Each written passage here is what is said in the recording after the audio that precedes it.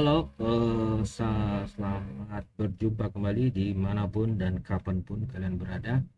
Jadi minggu depan adalah sebenarnya minggu depan ya, Selasa ini adalah saya menyampaikan materi yang namanya visualisasi data. Lalu ada dashboard forecasting data visual, visualisasi data jaringan dan sebagainya gitu ya. Tapi ya nanti kita lihat aja apakah ini relevan gitu ya dengan RPS yang kita sampaikan. Eh, Pertama ini nanti ini dashboard visual. Jadi ini paling terakhir nih.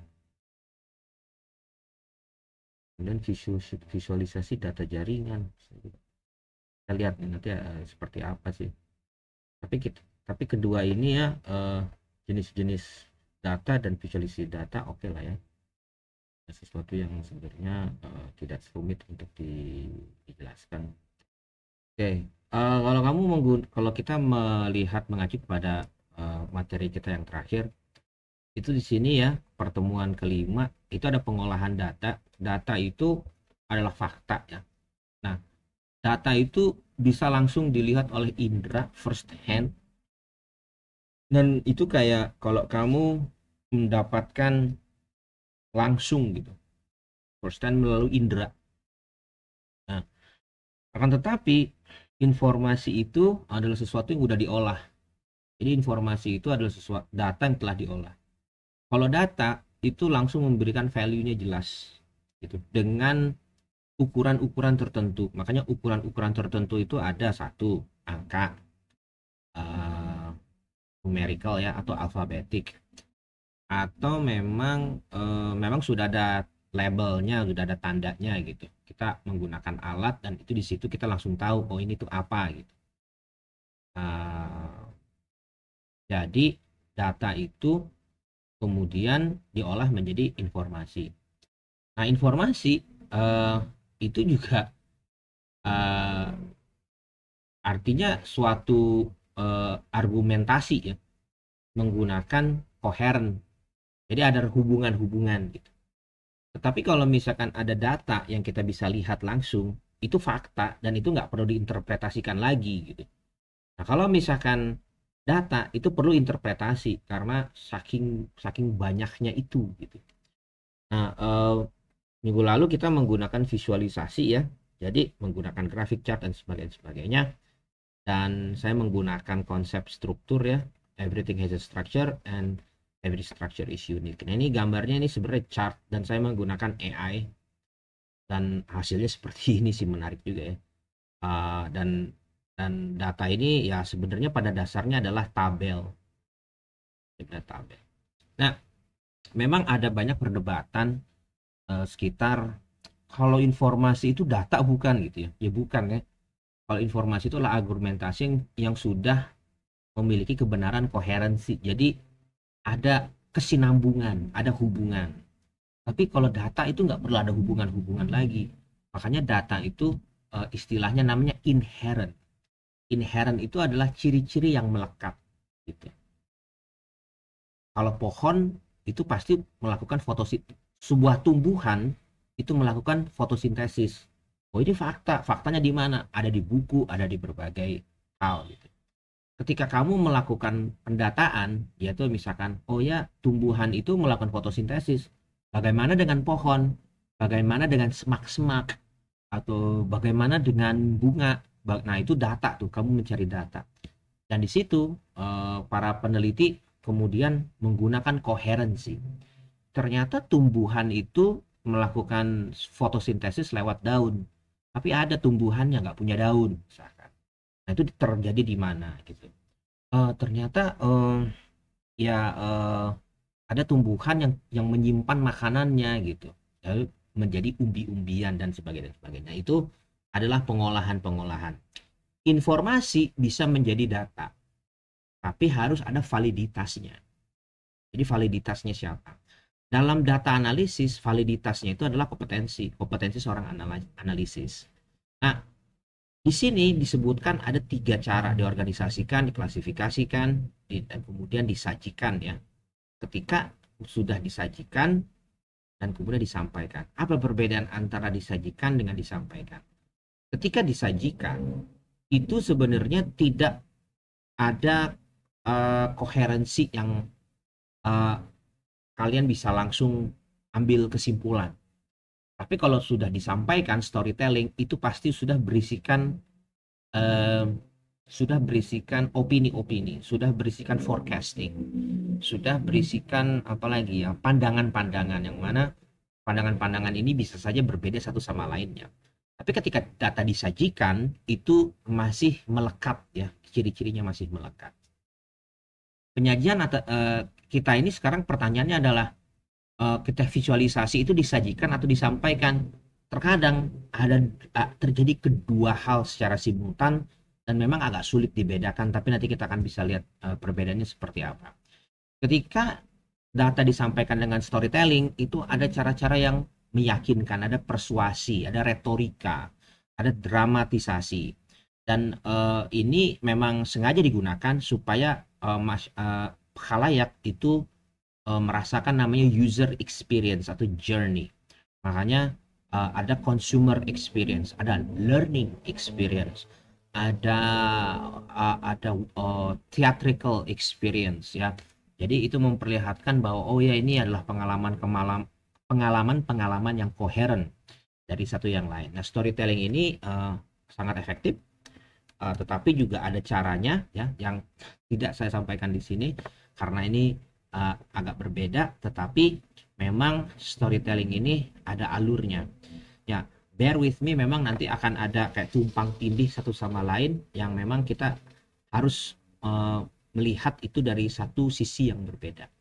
Nah, contohnya nanti ya, contohnya ini ya, visualisasi data itu menggunakan prinsip-prinsip desain dan juga elemen-elemen seni ya, dan itu sangat estetik dan tujuannya adalah menarik perhatian khalayak. Jadi sekaligus membuat informasi yang mudah dipahami ya. Makanya informasi itu untuk bisa sederhana, untuk bisa dipahami menggunakan gaya-gaya tadi ya.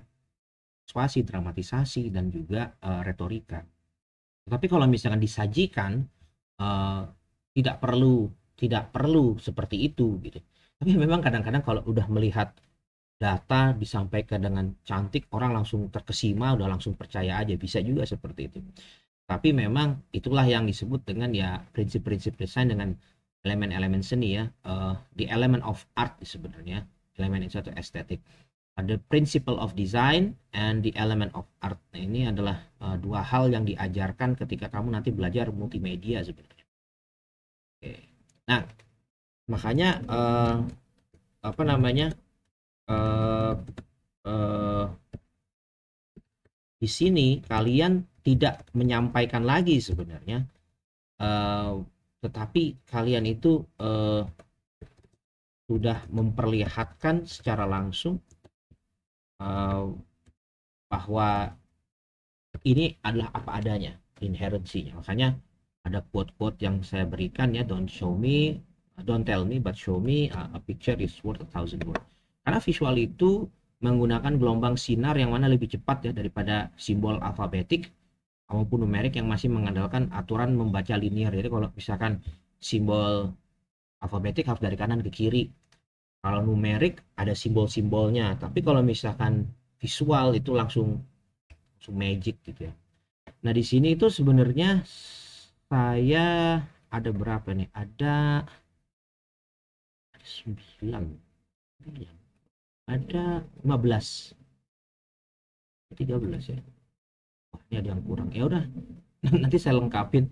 Tapi overall sebenarnya numbering start from 9 from 10.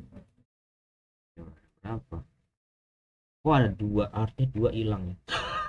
tapi nggak, oh ya nanti nggak apa-apa, nanti kan kita akan carikan alternatifnya nih. Oke, sama sebenarnya overall sama sih, nggak ada yang tidak ada yang berbeda sih, hampir kurang lebih memiliki memiliki konsep-konsep yang sama, dan nanti kita lihat bagaimana sih sebenarnya visualisasi ini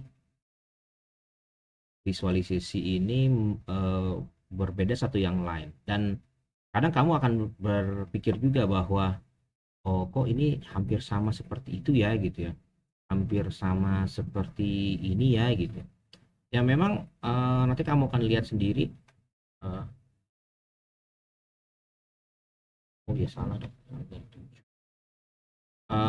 Kamu akan lihat sendiri bagaimana sih yang bentuknya seperti ini dan sebagainya, dan kamu nanti akan bisa membedakan. Ini ada 6, ada 13, dan sebenarnya ini nama-namanya eh lini masa ya, timeline, time lebih gampang ya, lini masa juga sama. Cara juga how to, ada informasi ya, ada statistik, ada perbandingan. Saya yakin kalian udah bisa mengetahui langsung ya eh, seperti apa nanti hasilnya gitu ya. Ini peta jalan roadmap. Nah, ini kamu bisa lihat sendiri nih satu-satu seperti apa ya. Ini kamu bisa baca 13 itu seperti apa. Walaupun sebenarnya kok rasanya ada 15 ya, nanti saya lengkapin deh. Overall saya kira semuanya ini penting sih satu sama lain, tapi tidak perlu khawatir cara membacanya karena nanti kamu punya ide tersendiri ya. Ini adalah informasi. Apa sih informasi itu? Informasi itu intinya adalah kalian memberikan suatu tidak perlu berdasarkan data yang ada gitu, tapi sebenarnya bisa aja langsung memberikan informasi dalam rangka untuk mengemphasize. Makanya di sini sumber itu penting dalam memberikan informasi. Misalkan bagaimana untuk melakukan yaitu ya 5 tips for breaking into business of healthcare. Caranya 1, 2, 3, 4, 5 caranya seperti apa gitu. Step-stepnya seperti apa. Jadi tinggal langsung dikasih tahu sumber ini berdasarkan apa gitu. Jadi tidak sulit untuk memahami sebenarnya. Tidak sulit sebenarnya untuk menyampaikan suatu informasi yang sebenarnya data utamanya adalah rujukan aja atau referensi dari buku, dari misalkan perkataan dokter dan sebagainya. Ini juga sama ya sebelahnya, plan for marketing. Ini intinya marketing tuh harus step-stepnya apa aja, dan kemudian siapa aja yang terikat di sini. Nanti juga akan kita ketahui bahwa mungkin aja ini tumpang tindih gitu. Kalau step mungkin ada step yang lain, jadi step dan informasi kurang lebih kayak sama seperti itu ya. Oke, kita lanjut ya. Ini statistik itu pasti memiliki chart ya. Ada chart seperti ini namanya grafik, tapi juga ada pie chart yang sebelumnya saya pernah kasih lihat ya, pie chart seperti apa. Jadi iris kayak seperti kue pie nanti dibagi-bagi gitu, dan kemudian ada angka-angka dong, kelihatan angkanya apa, dan kemudian rujukannya ini bisa kelihatan penggunaan sosial media misalkan, dan kemudian ada sumbernya langsung. Lihat ini Facebook paling tinggi gitu, jadi kelihatan ya. Kalau di Indonesia YouTube paling tinggi gitu. Nah ini kalau misalkan di sini contohnya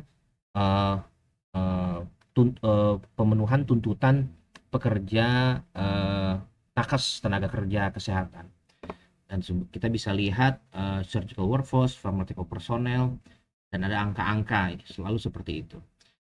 Nah menurut saya sih kedua ini sangat penting sehingga selalu diutamakan ketika kamu yaitu tadi ya menyampaikan suatu data gitu. Jadi apa namanya pastikan kamu itu selalu menggunakan pendekatan ini nih, karena kedua data ini tuh sudah pasti penting dan apa namanya esensial bagi semuanya, bagi semua visualisasi data. Ini adalah kalian udah pasti tahu ya kan, ini 3 yang sebelah kiri 1, 2, 3 ini komparasi produk di bank, komparasi antara handphone dan Android, komparasi antara iPhone dan iPhone 12 Pro sama SE gitu. Jadi kamu bisa lihat ya ininya apa dan sebagainya. Ini komparasi seperti ini. Dan ini lebih enak sih ya. Jadi oh iya ternyata lebih unggul yang mana kalau misalkan data yang seperti ini. Ini adalah timeline. Kalau tadi yang saya ganti ya lini masa misalkan tahun 2000 berapa nih? Tahun 2008, 2009, 10 dan sebagainya gitu. Ini menurut saya lini masa yang simple banget yang bisa memberikan informasi terkait dengan perkembangan dari waktu ke waktu. Ini juga lini masa juga atau timeline. Nah, ini adalah sebenarnya lebih ke arah apa ya? Diagram. Setelah timeline itu proses. Oh ya, ini proses. Jadi ini adalah um, proses. Nah, ini step ya, step 1, step 2, step 3 dan kemudian balik ke awal.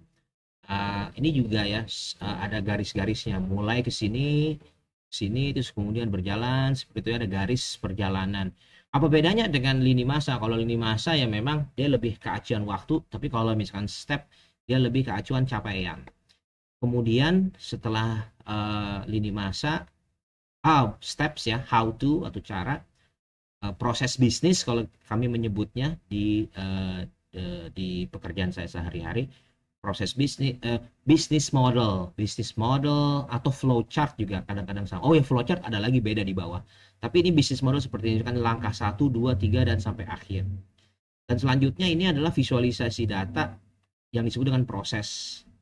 Hampir sama dengan timeline, tapi hampir sama juga timeline, ada capaian-capaian, tapi bedanya di proses ini bukan proses ya, apa ya, ini jatah panduan peta. Oh, ini roadmap itu yang harus yang rencana-rencana yang akan dicapai sebenarnya. Ya, ini rencana-rencana yang akan dicapai, artinya ini ke bawah nih.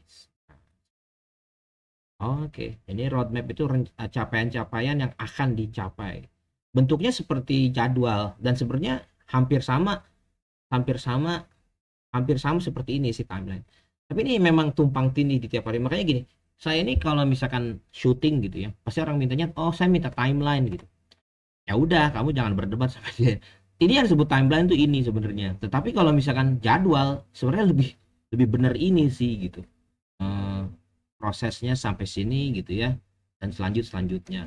Dan ini juga sama ya, ada milestone gitu ya, weekly project. Nah, ini juga produk roadmap, kamu bisa lihat ya seperti ini ya. Nah, setelah ada timeline, ini disebut dengan flowchart. Nah, apa bedanya flowchart? Flowchart itu ada yes no-nya. Langkah pertama, kalau yes maka ke sini. Kalau no maka ke sini, balik lagi ke awal. Kalau misalkan yes, langsung ke sini dan langsung selesai. Jadi gitu tuh. Nah, ini contohnya ke ATM, masukkan, ingat PIN, lanjut. Kalau misalkan tidak, ini bisa langsung ke sini dan kemudian exit kayak gitu ya. Dan nanti penjelasan itu sudah dijelaskan di sini ya. Diagram alur merupakan kategori yang berbeda dengan untuk memvisualisasikan proses pohon dan keputusan. Nah, iya nih. Proses yang ada itunya ya, keputusannya. Oke, jadi apa lagi nih? Oke, selanjutnya adalah kamu udah. Selanjutnya adalah ini apa ya? Roadmap. Bukan. Ini adalah bukan peta konsep dong. Brain map. Brain map. Ya, brain map sama peta konsep sama aja sih.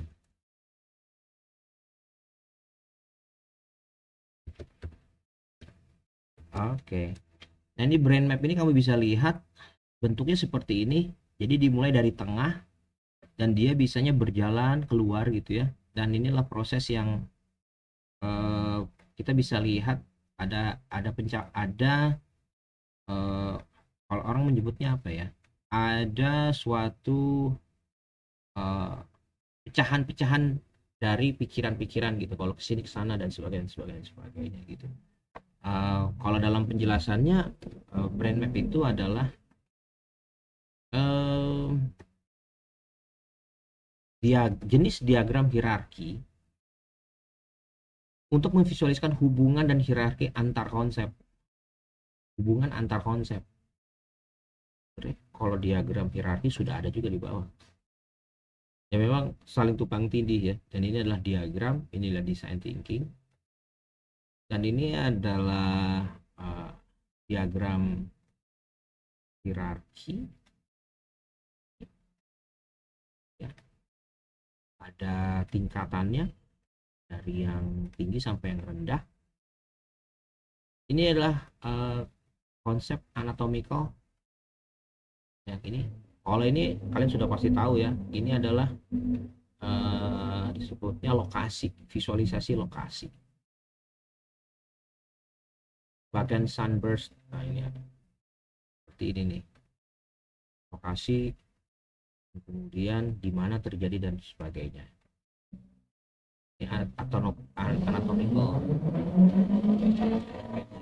Ini kalau perempuan sakit apa aja gitu ya, kalian akan bisa menunjukkan informasi-informasi yang terkait dengan hal-hal yang topik pembicaraan yang kamu ingin bawa. Dan terakhir adalah ini yang terakhir nih, dashboard visualization. Dashboard visualization itu pertama dilakukan data mining ya. Setelah data mining dimasukin ke cloud. Cloud itu biasanya kita menyewa, jadi datanya di dump terus ke sini, dan kemudian dari cloud itu menggunakan suatu programming yang terus-menerus dilakukan dan kemudian ditampilkan seperti yang tertera di situ. Tapi juga itu dengan gaya atau bentuk yang terus-menerus muncul berkelanjutan. Nah ini contohnya yang punya saya ya, dashboard data punya saya. Coba kita lihat apakah masih memberikan yang sama. Oh udah beda ya. Oh ini udah 2, tadi ada 3, sekarang 2. Dari Indonesia misalkan. Kalau kita real time, bisa lihat ya seperti apa real time-nya misalkan. Real time-nya ini ada di Semarang, ada di Riau, di sini gitu ya. Kalian bisa lihat apa yang mereka lakukan, dan ini terus berjalan nih.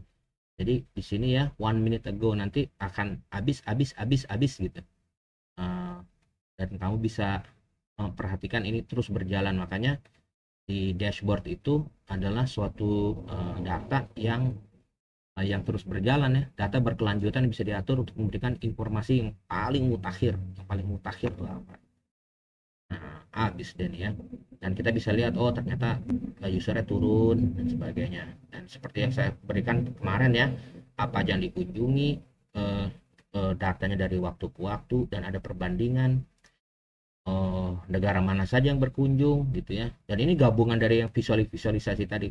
Bedanya dashboard itu adalah dia berkelanjutan, jadi dia terus menerus berjalan gitu, dan kamu bisa cek sewaktu-waktu seperti apa gitu ya.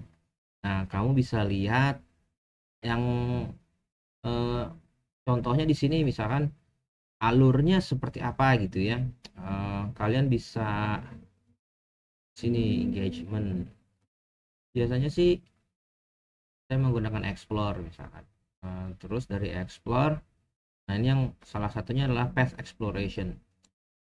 Apa yang terjadi misalkan kalau orang datang pertama kali? Nah, orang datang pertama kali bisa sessionnya start, dan mereka akan melakukan page view. Dari page view mereka akan mulai lagi dari awal, artinya mereka akan melihat halaman lain. Dari sini hanya 8 yang klik, kita bisa lihat 2 more, ada apa lagi gitu kan. Ada scroll, ada klik. Jadi mereka akan scroll, lebih banyak mereka akan scroll, dan akhirnya mereka akan melakukan klik. Dan dari sini ya, biasanya baru langkah ketiga mereka akan menggunakan view research. Dari session start mereka akan melakukan scroll hanya 21 dari 1700, bayangkan. Jadi mereka tidak langsung scroll, ternyata mereka langsung melihat apa yang mereka baca dulu gitu ya, dan kemudian mereka akan pergi ke tempat lain dan mereka akan melakukan scroll lagi gitu. Nah ini adalah sesuatu yang menarik sih bagi saya, dan kalian bisa pelajari. Dan seperti saya katakan, tidak perlu konsep-konsep yang rumit gitu, kalian bisa melihat langsung sendiri. Dan menurut saya ini adalah sesuatu yang bisa dilakukan learning by doing gitu ya, tidak perlu yang rumit-rumit. Nah, untuk UTS kayaknya belum sampai ke visualisasi, mungkin ke minggu depan, setelah UTS. Jadi setelah UTS kita bisa membahas visualisasi yang lebih menarik, yang lebih unik gitu ya, sehingga kalian juga bisa memanfaatkan berbagai konsep gitu, sehingga nanti secara berkesinambungan kalian bisa berpraktek langsung dengan dataset yang kalian miliki. Mungkin itu aja yang bisa sampaikan. Terima kasih atas waktunya. Sampai jumpa, dan ingat ada kuis, jadi kalian harus ikuti kuis. Saya kurang tahu ya apakah dilakukan hari ini atau nanti pas lagi UTS. Nanti kita lihat aja. Itu ada mempengaruhi nilai, tapi nilainya kuis itu sekitar 10% kayaknya. Jadi jangan terlalu serius, tenang aja. Yang paling penting adalah kalian silahkan fokus ke pekerjaan kelompok kalian. Terima kasih, sampai jumpa.